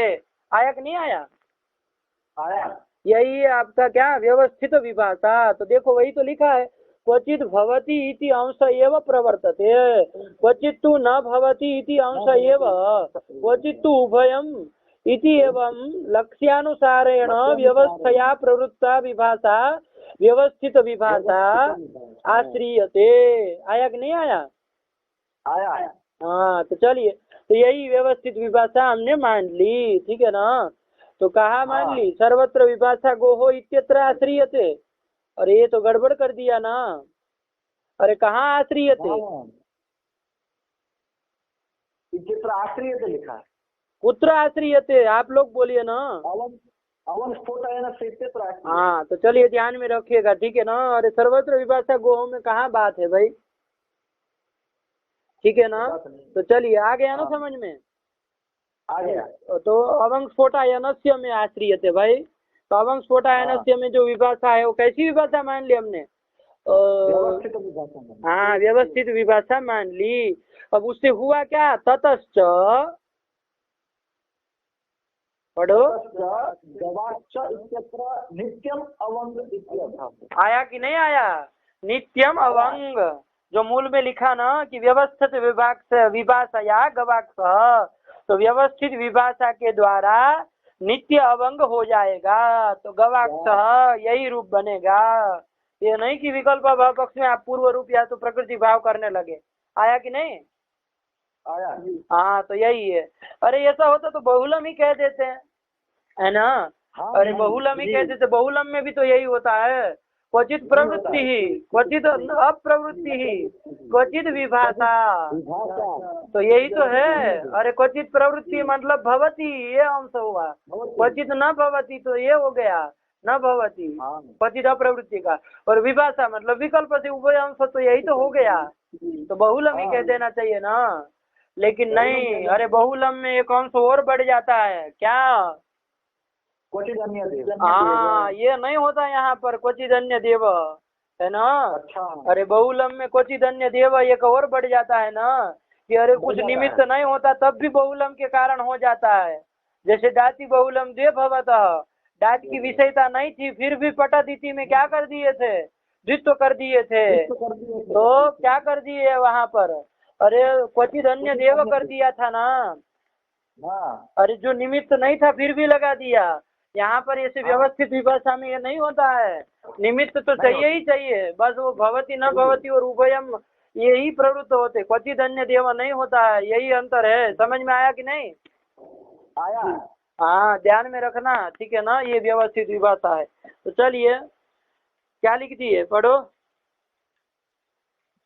क्वचित भवतीत्यंश एव प्रवर्तते, क्वचित तु न भवतीत्यंश एव, क्वचित तु उभयम् इत्येवं लक्ष्यानुसारेण व्यवस्थया प्रवृत्ता विभाषा व्यवस्थित विभाषा। हाँ, तो ये व्यवस्थित विभाषा का आश्रय कर लिया यहाँ अवंग स्फोटायनस्य में, जिससे हुआ क्या? ये हुआ कि नित्य अवंग हो गया, ठीक है ना। हाँ, चलिए, तो ये कर दिया, ठीक। चलिए, ये गवाक्ष का क्या अर्थ होता है बता दिया ना आप लोगों को? वातायनः, वातायनः, वातायनः की वातायनम। ये अमर कोश की एक पंक्ति है, वातायनम गवाक्षः स्यात्। हाँ, तो वातायनम ये करो नपुंसकलिंग में, ठीक है ना। गवाक्ष कहते हैं वातायन को। तो चलिए, नित्य अवंग हुआ है अवंग स्फोटायनस्य से। ये क्यों भाई? नित्य विकल्प से करता था तो व्यवस्थित विभाषया नित्यम अवंग, नित्य अवंग हो जाएगा, तो गवाक्ष ये रूप बन जाएगा। लग गया? लग गया। हाँ, चलिए यही है। इसीलिए तो कल छोड़ दिया, पता था अरे इसमें लंबा चौड़ा जाएगा, बताना पड़ेगा सब, तब जाके होगा, ठीक है ना। तो अब इसका मतलब लक्ष्य के अनुसार होता है, ये मत करिएगा कि अरे व्यवस्थित विधा मान ली, व्यवस्था में नित्य हुआ तो अब सब जगह नित्य ही होगा। और लक्ष्यानुसार है ना, जैसे गवाग्रम में लगने जाएगा तो उभय अंश की प्रवृत्ति होगी ना। अरे भवती भी जाएगा, न भवती भी जाएगा, मतलब अवंग भवती भी और अवंग न भवती ये भी जाएगा, तो विकल्प से होता है। तो इस तरह से लक्ष्यानुसारेण व्यवस्थया प्रवृत्ता विभाषा व्यवस्थित विभाषा। हाँ, तो यही है। आगे भी कहीं पर भी व्यवस्थित विभाषा है तो अब घबराइएगा मत, यही बात है व्यवस्थित विभाषा में। चलिए आ गया। ये गवाक्ष, तो तीनों सूत्र हो गए अवंग स्फोटायन से तक। अवंग स्फोटायन से क्या अर्थ कर दिए बोलो जरा? पदांता भिन्नो य एंग तदंतस्य गोः स्थाने अवंग वा स्यात् अचि परे। हाँ, अति परे, ठीक है ना, अति के परे रहते। चलिए, आया ना, अति परे, अति परे नहीं, अति परे, ठीक है ना, क्योंकि अति की तो निवृत्ति हो गई ना, इक्वेंट से अति ले आए हैं। हाँ? अरे एक बात सोची नहीं आप लोगों ने, अरे जो जो उदाहरण बता रहे हैं वो गो से पर में, जैसे अग्रम का बताया चाहे अक्ष का बताया, सब में अकार ही पर में है ना, गो से पर में तो तो फिर अति ही ले आते, अति की क्या जरूरत थी? अरे अति ले आते, रसो अकार वाले ही है ना महाराज जी सब उदाहरण तो। तो फिर केवल अकार अति ही रखते हैं, फिर इसकी क्या जरूरत रही? अति की निवृत्ति करा दी और फिर अति को ले आए, ये सब करने की क्या जरूरत पड़ी? तो ध्यान दीजिए। अरे गवाम ईशः, ये है, मान लीजिए गवाम ईशः, गायों का जो ईश होता है, कौन गायों का ईश कौन है? अरे वो बैल को ले लीजिए, कोई नहीं, वृषभ देव जो है उसको लीजिए, गवाम ईशः। तो गवाम ईशः करेंगे तो क्या लोग बोलोगे? गो आम ईश सु कर दोगे और समास कर दिया, प्रातिपदिक संज्ञा सुपलुक कर दिया, क्या बचा? गो ईशा, ये बन गया। अब गो ईशा बन गया। अब यहाँ पर यदि मान लीजिए अति लाते अवंग स्फोटायनस्य में, तो यहाँ लग पाता? अब अवंग स्फोटायनस्य नहीं लग पाता। क्यों? क्योंकि पर में तो इकार है ना, अकार कहाँ पर में है, तो अवंग आदेश नहीं हो पाता। यहाँ हमको गवे सह रूप बनाना था, क्या बनाना था? गवे सह, अवंग आदि करके बनेगा ना। अरे अवंग नहीं करेंगे तो गवे सह कैसे बनेगा? क्योंकि अव रहेगा तब गुण होके गवे सह बनेगा। हाँ, तो देखो, तो क्या कर दिए, अब अति लिया है ना, तो अब घट जाएगा। देखो पदांत यंग कौन हो गया? गो का वो, और तदंत जो गो शब्द गो हो गया, उसको क्या होता है? अवंग होता है, अच परे रहते, तो इस का ई पर में है, अच पर में मिल गया। यदि अति लाते तो हो पाता यहाँ अवंग? नहीं हो पाता। तो ध्यान रखिएगा। तो यहाँ पर क्या कर दिया? अवंग कर दिया और गिच के द्वारा अंतिम को होगा, क्या हो जाएगा स्थिति? गवा ईशा, बस आज गुण से गुण कर दो। अरे अवंग का ग ही चला गया ना, अव अकारांत तो बचा है, तो गव ईशा, तो अब आज गुण लग जाएगा, तो क्या बन जाएगा? गवे स सुरुत विसर्ग गवे सह, गवाम ईशः गवे सह। ये रूप नहीं ना सिद्ध होता यदि अति लाते, अति नहीं लाते तो। यदि अति नहीं लाते तो ये सिद्ध नहीं हो पाता। हाँ, तो चलिए ध्यान में रखिएगा, ठीक है ना। इसीलिए अति इति निवृत्तम, अति एक लाए है, ठीक है ना, ध्यान रखिएगा, अन्यथा गवे सह न सिद्धेत, ये ध्यान में रखिएगा। चलिए, हो गया सूत्र, हो गया। यही है आपका अवंग स्फोटायनस्य। आगे चला जाए। हाँ, क्या बोले, पढ़ो आगे। इंद्रे च, ये भी सूत्र आ गया। कितने पद है? 2 पद है ना, इंद्रे। 2 पद है। कौन कौन? इंद्र इति सप्तम एकवचनांतम च इति अव्ययम। च इति अव्ययम, तो इंद्रे सप्तम एकवचनांतम कह दिए, इंद्रे और च इति अव्यय पदम। चलिए, अष्टाध्याय में कहाँ का है ये?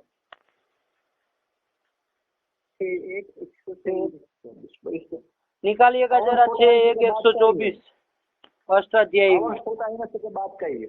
अवंग स्फोटायनस्य के बाद वाला ही है, तो वही तो अवंग आएगा इसमें, है ना। अरे अवंग स्फोटायनस्य का इसी में तो अवंग आता है, आगे नहीं जाता है, इंद्रिय च में ही आता है, ठीक। तो अवंग आ जाएगा, चलिए कोई बात नहीं, ठीक। और कौन कौन अनुवृत्ति आएगी देखिए, लिखे बाल मनोरमाकार, इंद्रिय च में। हाँ, लिखे हैं। क्या लिखे? गोहो अवंग अचि इति अनुवर्तते। गोहो अवंग अचि, देखो अचि की भी अनुवृत्ति आएगी, कहाँ से? इकोयणचि से। और अवंग स्फोटायनस्य से अवंग की अनुवृत्ति आएगी, और गोहो की अनुवृत्ति कहाँ से आएगी? सर्वत्र विभाषा गोहो से। सर्वत्र विभाषा गोहो से आएगी, ध्यान में रखना, ठीक। और वो आ जाएगा ना वहां से, एंग पदांतात, ये भी ले आना, लिखे नहीं है, अरे उसको भी ले आना, एंग पदांतात को। तो क्या वही एंग पदांतात का षष्ठ्यंत विपरिणाम कर देंगे, क्या कर दोगे? षष्ठ्यंत विपरिणाम करोगे ना। हाँ, पदांतस्य एंगः। पदांत से एंग मतलब पदांत जो एंग और तदंत जो गो शब्द, इसी तरह चलना है। उसको क्या होता है, अवंग होता है, लेकिन कब? अवंग आदेश इंद्र शब्द पर में हो, इंद्र शब्द परे रहे तब। आया कि नहीं? आया। इंद्र लिखा ना, इंद्रे लिखा, इंद्रे और अची की अनुवृत्ति लाए हैं, तो क्या करोगे फिर? इंद्रे अची कैसे करोगे? इंद्रिय में जो सप्तम है उसका घटकत्व अर्थ मान लेंगे। हाँ, और शब्द घटके थी परे। हाँ, ये कर देना, ठीक है ना। तो देखो अब अन्वय करो। पदांता भिन्न भिन्न जो एंग, तदंत जो गो शब्द गो हो अवंग त्याग, उसको अवंग होता है, लेकिन कब? इंद्र घटक अच पर में हो तो। आया? आया। क्या अर्थ होगा, बोलो? पदांता भिन्नो य एंग तदंतस्य गो शब्दस्य स्थाने अवंगादेश स्यात् इंद्र शब्द घटके थी परे। हाँ, ये कर दिया, ठीक है ना। क्या बोले महाराज जी? पदांता भिन्नो यो एंग तदंतस्य गो शब्द स्थाने क्या है? अवंग वा अवंग स्याद वा कहाँ बोले यहाँ पर? अवंग स्याद। कब? अति परे। अची परे, ठीक है ना। इंद्र घटके ची परे, इंद्र घटक अच पर में हो तो, है कि नहीं? हाँ हाँ, तो देखो जैसे क्या रूप बताया, गवेंद्र। हाँ देखो, गवाम इंद्र, इंद्र मतलब क्या होता है, स्वामी होता है ना। तो गौ का स्वामी कौन होता है? गौ का स्वामी, अरे वृषभ होता है ना, ऋषभ ऋषभ ये सब पर्याय है। तो वृषभ देव जो है वो क्या है? गवेंद्र कहते हैं ना, गवेंद्र। तो वही, तो चलिए गाय का स्वामी गवाम इंद्र, अलौकिक विग्रह सब बोलो, चलो करण। गो आम इंद्र सु षष्ठी से षष्ठी तत्पुरुष समास हो जाएगा, समास प्रातिपदिक संज्ञा होगी, प्रातिपदिक सुप का लुक हो जाएगा। गो इंद्र, गो इंद्र ये स्थिति बनी, ठीक है ना। अब गो इंद्र में देखो, अरे अवंग स्फोटायन से यहाँ लग जाता ना कि नहीं लगता? लग जाता है, लग जाता। तो अवंग उससे हो जाता ना, अवंग। अरे क्या है देखो ना, पदांत एंगन तो गो शब्द हो गया, कौन? गो। उससे पर में अच भी है, इंद्र का आज है इकार, तो गो शब्द को अवंग हो जाता, तो क्या बन जाता? गव इंद्र, और गुण करके गवेंद्र, सुरुत्व विसर्ग को गवेंद्र बन ही जाता ना। लेकिन इंद्रेच सूत्र फिर बनाने की क्या जरूरत थी? अरे इंद्रेच भी तो अवंग ही करता है ना महाराज जी। करता है जी। तो अवंग तो उससे भी हो सकता था, किससे? अवंग स्फोटायनस्य से, तो उससे अवंग हो ही जाता, गवेंद्र रूप बन ही जाता। तो फिर इंद्रेचक की क्या जरूरत थी? तो ये इंद्रेचक किस लिए बनाया गया? अरे वो अवंग स्फोटायनस्य विकल्प से कर रहा था ना। ये नित्य, अरे ये नित्य करने के लिए, ठीक आया कि नहीं आया? हाँ, अरे ये अवंग स्फोटायनस्य से अवंग हो जाता, गवेंद्र बन जाता, लेकिन वो विकल्प से करता था पंडित जी। और हमको क्या करना है? अरे नित्य करना है ना, नित्य करना है। तो नित्य करना है, इसलिए हमने इंद्रेच एक अलग सूत्र का आरंभ किया। देखो बाल मनोरमा का लिखे कुछ इंद्रेच में, पढ़ो इंद्रेच। गोहो इंद्रेच गोहो अवंग अचित अनुवर्तते गोरिति विकल्प निवृत्त्यर्थ पुनरारंभ। आया कि नहीं आया? अरे अवंग स्फोटायनस्य से विकल्प से हो रहा था, वो अवंग विकल्प से न, उसके लिए पुनरारंभ इंद्रेच सूत्र के द्वारा पुनः अवंग विधायक सूत्र का आरंभ किया गया। आया ना? तो ये नित्य करने के लिए है, वरना अवंग तो हो ही जाता, लेकिन विकल्प से होता ना। हाँ, तो चलिए, तो क्या अर्थ कर दिया इंद्रेच का?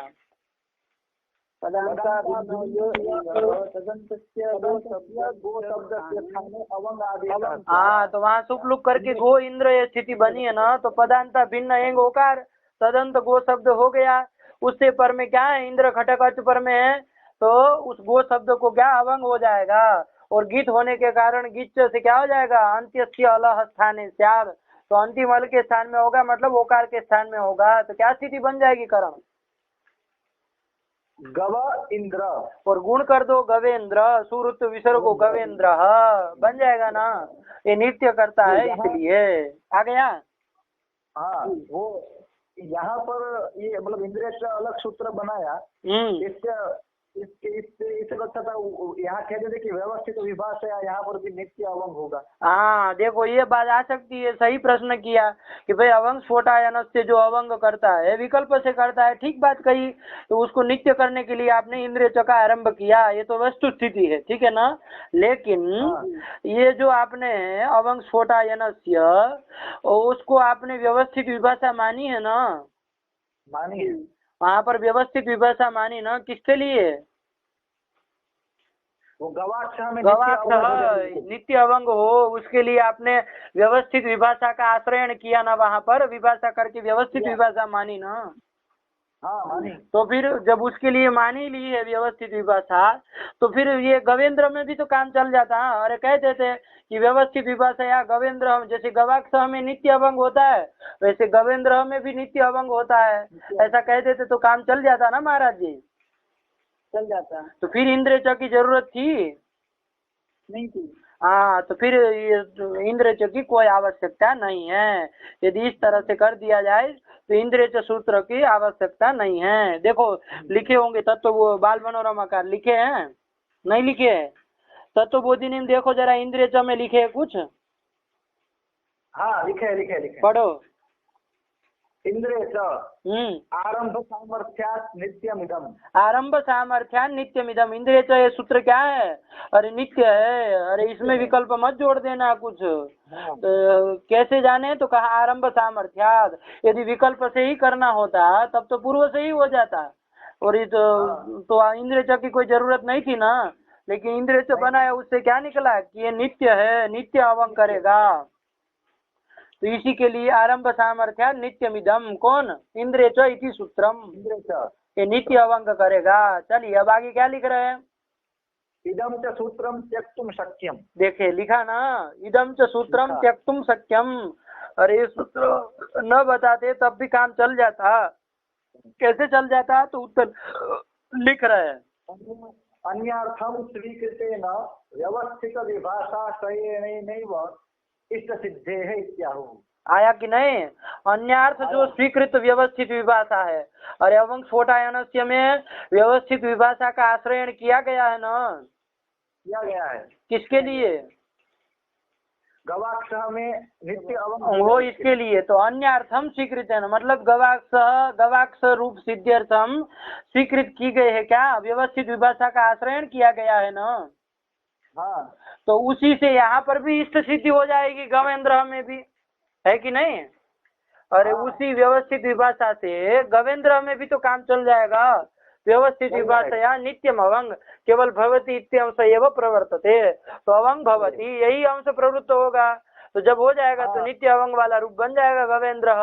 तो उस नित्य अवंग करने के लिए इंद्रिय की आवश्यकता पड़ेगी? नहीं पड़ेगी। नहीं पड़ेगी। तो निदम सूत्रम त्यक्तुम शक्यम, यही तो लिखे है, ठीक है ना।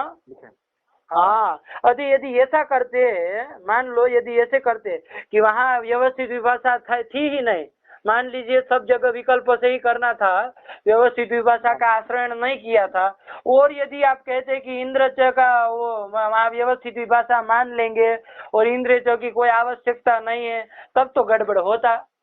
अरे आप सूत्र का प्रत्याख्यान करने के लिए जो व्यवस्थित विभाषा नहीं है उसको व्यवस्थित विभाषा मान रहे हैं, है ना, और फिर सूत्र का प्रत्याख्यान कर रहे तो ये तो गड़बड़ हो जाएगी ना जी। लेकिन हमने व्यवस्थित विभाषा वहाँ मानना है तो गले पतित है, वो तो माननी ही पड़ेगी, चाहे इंद्रिय रखो चाहे न रखो, गवाक्ष के लिए माननी पड़ेगी ना, माननी पड़ेगी। इसलिए लिख रहे हैं अन्यार्थम स्वीकृत न विभाषाश्रयणेन, व्यवस्थित विभाषाश्रयणेन। अन्यार्थ अन्य रूप की सिद्धि के लिए आपको व्यवस्थित विभाषा का क्या करना पड़ेगा?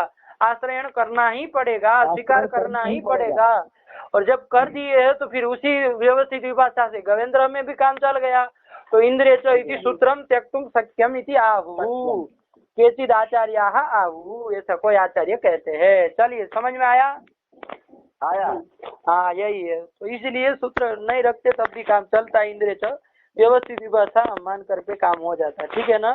चलिए हाँ, यही बाल मनोरमा का लिखे हो गया। इंद्रिय हो गया, इंद्रिय हो गया। हाँ, अर्थ को सही से ध्यान में रखना, ठीक है ना, क्या लिखे वो तो लिख दिए सरल रूप से सीधे, गहो अवंग स्याद इंद्रे। अब वो सब जानते ही वो सोचे कि पहले से करते ही आ रहे हैं, तो फिर संक्षेप में बता दिया गो को अवंग होता है, इंद्र परे रहते हैं।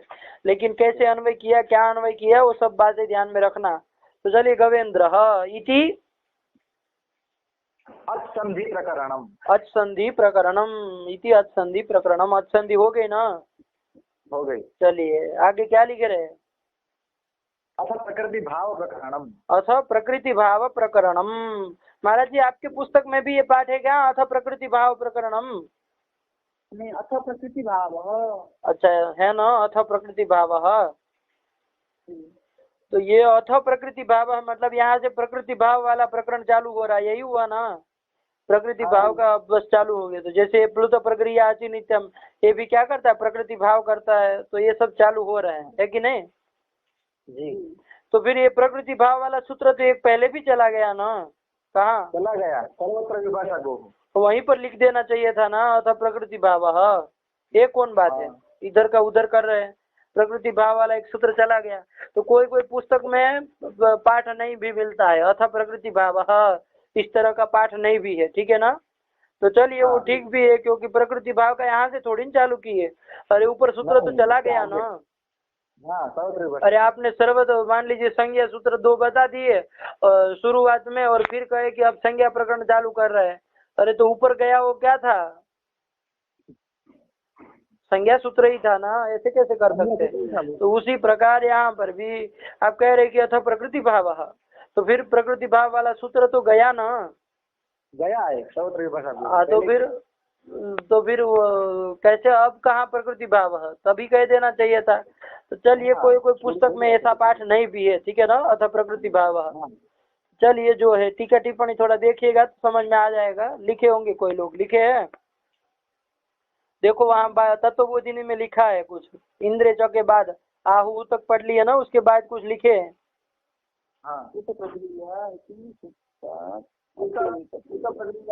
इति सूत्रात् अव्यवहित पूर्वः, ये पूर्ण विराम वहाँ गलत छप गया है। अरे पूर्ण विराम नहीं ना होना चाहिए। प्लुत प्रक्रिया इति सूत्रात् अव्यवहित पूर्वः अथ प्रकृति भाव इति पाठो मूल पुस्तकेषु प्रायण दृश्यते। ये पूरा वाक्य है भाई, कहाँ तोड़ रहे। अरे पूर्ण विराम आपकी पुस्तक में भी महाराज जी पूर्ण विराम लिखा क्या, अव्यवहित पूर्व के बाद। जी पूर्ण विराम लिखा है।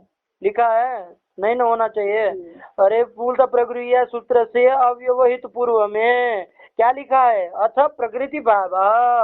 ये पाठ मूल पुस्तक ये प्रायण दृश्यते, प्राय सब मूल पुस्तकों में देखने को मिलता है।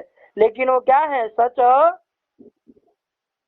अपपाठ ये वो ठीक पाठ नहीं है, अपपाठ है, ठीक है ना, उचित पाठ नहीं है, यही कह रहे हैं। क्यों उचित पाठ नहीं है, तो हेतु दे रहे, पढ़ो। सर्वत्र विभाषा गोः इति प्रकृति भावस्य प्रागेवारब्धत्वात् इति एके आचार्याः वदन्ति, ठीक है ना।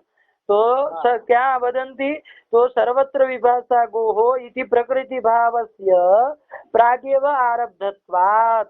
सर्वत्र विभाषा गोः चला गया ना, प्रकृति भाव करो करने वाला सूत्र चला गया। हाँ, इसका तो पहले ही आरंभ कर दिया था प्रकृति भाव का। तो अब कैसे कह सकते कि अथ प्रकृति भाव है, अब तो थोड़ी कह सकते, अब नहीं कह सकते हैं ना। तो वही बात है, ठीक है ना, कि सर्वत्र विभाषा गोहो इति प्रकृति भावस्य प्रागेव आरब्धत्वात्।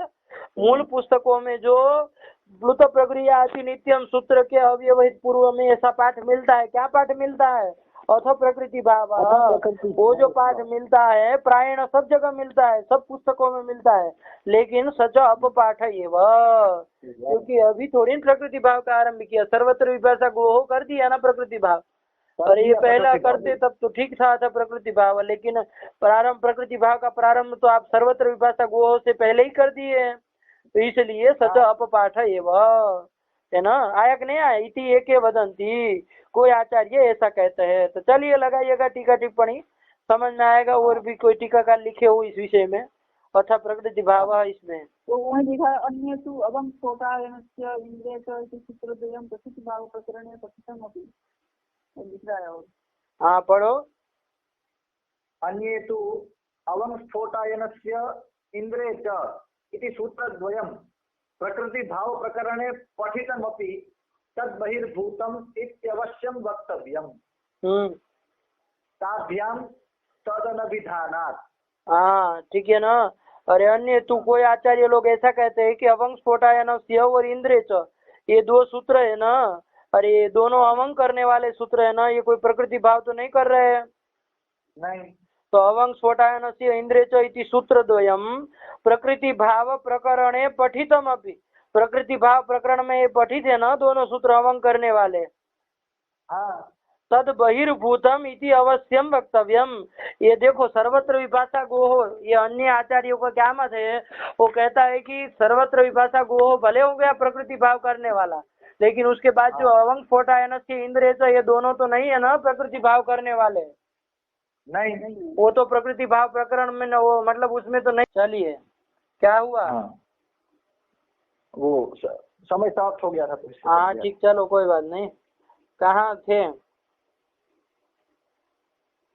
ये अवंस्फोटायनस्य और इंद्रिय च ये सूत्रद्वयं प्रकृति भाव प्रकरणे पठितमपि तद बहिर्भूतम, मतलब प्रकृति भाव के सूत्र नहीं है ये दोनों, है ना। हाँ। ये दोनों प्रकृति भाव करने वाले सूत्र नहीं है, तो इसलिए अवश्यम वक्तव्यम, क्योंकि वो सर्वत्र विभाषा गो भले गया, लेकिन ये दोनों तो नहीं है ना प्रकृति भाव करने वाले। तो अब जब प्रकृति भाव चालू हो रहा है तो उसके बाद अवश्यम वक्तव्यम अथ प्रकृति भाव, क्योंकि ये तो नहीं थे ना प्रकृति भाव करने वाले इंद्रिय चावम स्फोटायनस्य, तो इति अवश्यम वक्तव्यम। ठीक है ना। अवश्यम वक्तव्यम क्या वक्तव्यम, और अथ प्रकृति भाव इति अवश्यम वक्तव्यम। ताभ्याम तदनभिधानात्, ताभ्याम मतलब उभाभ्याम सूत्राभ्याम अवंग स्फोटायनस्य इंद्रिय च इति सूत्राभ्याम तद अनभिधानात् प्रकृति भावस्य अनभिधानात्, प्रकृति भाव का अभिधान नहीं न कर रहे हैं। नहीं। तो अब जब वो प्रकृति भाव करने वाले नहीं थे, अब जब प्रकृति भाव करने वाले सूत्र आ रहे हैं उसके बाद तो अवश्यम वक्तव्यम क्या अथ प्रकृति भाव इति अन्य आचार्य वदन्ति। इस तरह से दूसरे आचार्यों का मत लिख दिया। ठीक है ना। और एक के आचार्यों का क्या मत बताया, केचन आचार्यों का, कि भाई वो लोग कहते हैं कि अथ प्रकृति भाव ये जो पाठ है वो अपपाठ है। क्यों, क्योंकि प्रकृति भाव का आरंभ कहाँ कर दिया, और एवं स्फोटा है ना, वो तो क्या कहते सर्वत्र विभाषा गो से ही प्रकृति भाव का आरंभ कर दिया। तो यहाँ पर जो ये अथ प्रकृति भाव करके जो पाठ मिलता है वो अपपाठ एवं इति एक वदंती। ठीक है ना। हाँ चलिए इसको बिठाइए, टीका टिप्पणी देख के आइए, फिर कल से चलेंगे अथ प्रकृति भाव प्रकरणम जो है प्लुत प्रगृह्याति नित्यम से। ठीक है ना। हाँ, लेकिन वो ये जो अन्य आचार्यों का मत है, हाँ ये अन्य आचार्यों का मत थोड़ा मतलब ये युक्त नहीं लग रहा। क्या नहीं लग रहा है, मतलब नहीं ऐसा, मतलब ऐसा जरूरी थोड़ी है कि मतलब जैसे इंद्रिय च और ये अवंग स्फोटायनस्य, इसको ये प्रकृति भाव करने वाले सूत्र नहीं है, इसलिए इनको प्रकृति भाव प्रकरण के अंतर्गत ना पढ़ा जाए। हाँ वैसे तो संज्ञा प्रकरण में भी पूर्वत्र सिद्धम प्रागेश्वरम निपाता है, ये कोई संज्ञा सूत्र तो थे नहीं। अरे लेकिन वो कौन सूत्र, पूर्वत्र सिद्धम। हाँ अरे उसका प्रसंग वसात कह दिया ना पंडित जी। हाँ अरे उसका पूर्वोत्तर सिद्धम का तो प्रसंग था, वहां पर बताए थे ना, उसका प्रसंग आया, वहां पर बताना था हमको सूत्र का, वहां पर सब विवरित संवित की बातें चल रही थी, तो सब बताना था कि सूत्र संपूर्ण अष्टाध्यायी के प्रति असिद्ध है। ये सब बातें बताने के लिए वो सब चलाना किया गया, वहां पर सूत्र लिए गए। और सूत्र भी कहाँ संज्ञा सूत्र है, वो भी विधि सूत्र ही है ना। संवृत विवृतम अनुद्य संवृतो अनेन विधीयते, विधि सूत्र ही है। चलिए कोई बात नहीं, लगा के आइए, समझ के आइए, फिर यदि कुछ न पंक्ति समझ में आए तो कल पूछना। ठीक है ना। हाँ देख के आइए, और भी टीका है, देखिए क्या लिख रहे हैं। बाल मनोरमा का तो शायद नहीं लिखे होंगे, लेकिन दूसरा भी देखिए, कोई बात नहीं लिखे, देख के आइए, फिर कल करते हैं प्लुत प्रगृह्याति नित्यम। ठीक। हाँ रखूं। हाँ। वाक्यकारं वररुचिं भाष्यकारं पतंजलिं पाणिनिं सूत्रकारं च प्रणतोस्मि मुनित्रयम्। मुनित्रयाय नमः।